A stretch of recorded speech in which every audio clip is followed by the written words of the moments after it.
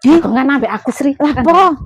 Aku nunggoni tanahku iki. Lah apa katene Bayu ah? Kate tak dol yo Aku melok wendut, aku melok. Engko tak tawak-tawakno pisan ya, so pengertianmu kan yo oleh. Wis aku sak butuh kan butuh nemen ah.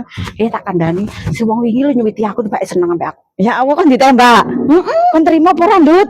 Ya tak terima wong seneng nih. Tapi yo ngono njaluk dhuwit sih, aku gak duwe dhuwit ngene iki. Oh, ya kok ono Ndut. Mau silisik. Lah gendeng lek dhuwit gak gablek kon niku lho. Wong njaluk transferan 1000. Oh, tapi kan gelem ngekek ya. Gelem ta. Ya wis mangok. Iya kan ancene kon senengan torok ngene iki lho, Ndut ya. Sing penting iku lanangan niku nangkon niku cinta anu gak apa-apa ngono ya Ndut ya. Silono sik sering kok lak iso tanah dhuwit gambar apa tak kene kono aku gawe mangan bendino kadang yo ono kadang ora. 1000 receh iki ya ono receh iki. Apa ya ngene iki ganteng ora ganteng ta wong iki. Ono sing nyuwiti aku lho. Ya Allah, iya aku ro wong iki nggawa ondo iku sih. Iya. Senenganmu kok sing ngono iku sih Ndut. Gak apa-apa timbang aku gak duwe lanang. Iya anjene Ndut apa masuk bekas-bekas iku gak apa-apa yo. Lek aku karan gak duwe Ndut timbangane koyo ngono. Tapi gak apa-apa Ndut timbangane kon gak duwe. Aku kecekne ono sing ngusuk bendengi. Walah, gak tau dikusuk ta Ndut. Iya, makane gak tau dikusuk. Sakene. Ya wis gak apa-apa Ndut.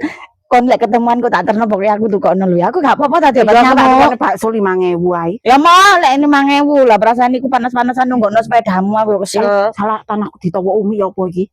Piro? Mek 2.000 aku tawaku 3,5. Ya wis kekno wancen umum iku 2.000 kon timbangane lek wis mari ditawa uang gak sida niku biasane moro-moro ku mbok ambles mbok apa ngono lho. Wis ndangkekno kon.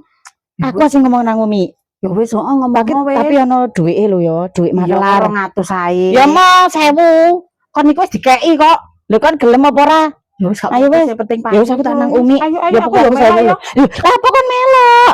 Engko lek cepetan lek kon melok male Umi moro gak gelem. Wis tak omongno nang Umi ya. Cepetan duwike aku sak 2.000 ya 2.000 ya. Sak tak gawe transfer wonge kok cepetan. Sik Ndut ya.